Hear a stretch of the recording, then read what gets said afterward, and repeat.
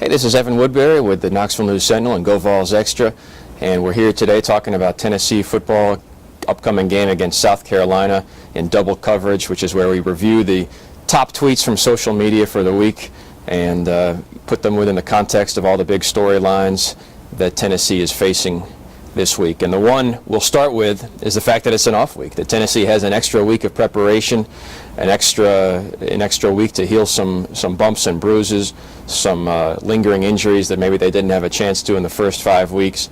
Butch Jones made sure to call it a bye week, not an off week, and they actually did do a lot of work in practice last week, but just the cumulative effect of all those games builds up, and I think that's an important thing. And as you can see from the tweet, players took advantage of it. They got out, they watched football themselves, which was a treat for some of them. They went to haunted houses, they enjoyed themselves for a weekend, and then they're back this weekend. It's back to the grind against number 11 South Carolina.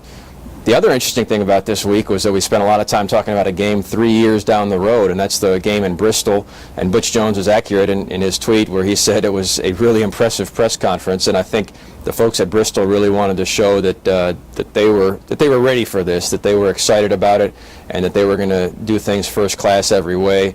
The little details were kind of funny. The commemorative cups. This was an announcement that was planned just in a matter of days, and they had commemorative cups for it. They had everything. They had fireworks, tons of confetti that blasted Butch Jones at times, so it was quite an experience leading up to that game September 10th, 2016 at Bristol against Virginia Tech, and that was actually, we spent a good portion of the week talking about that, which was interesting.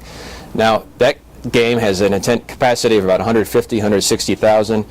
Neyland Stadium holds 102,455, and they're not going to have that this week, and that was a topic of discussion, is just how is Tennessee going to handle its attendance this week. The students are out of town for fall break, so that's a large chunk of seats that normally is filled that won't be filled.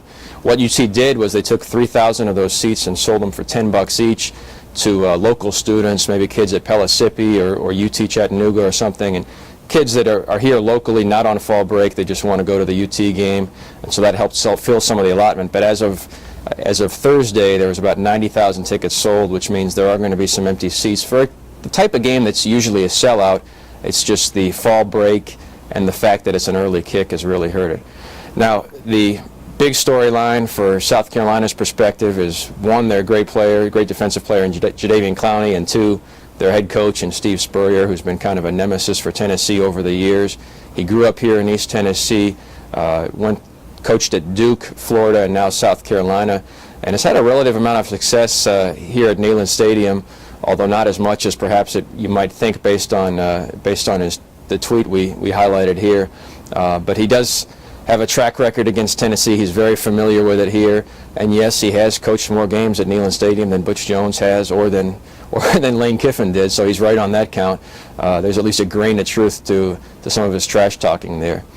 And finally, we wouldn't be wrapping up the week in total without mentioning the band war that's gone on between the UT administration and the now former band director Gary Souza. We covered that a lot this week, and it'll be interesting to see how it pans out at the stadium, if there's any kind of student protest with the band, or whether they're ready to get behind the new band director. But one of the issues was, are they playing too much canned music in the stadium and not enough use of the band? The university disputes that. It says the band's playing more than ever.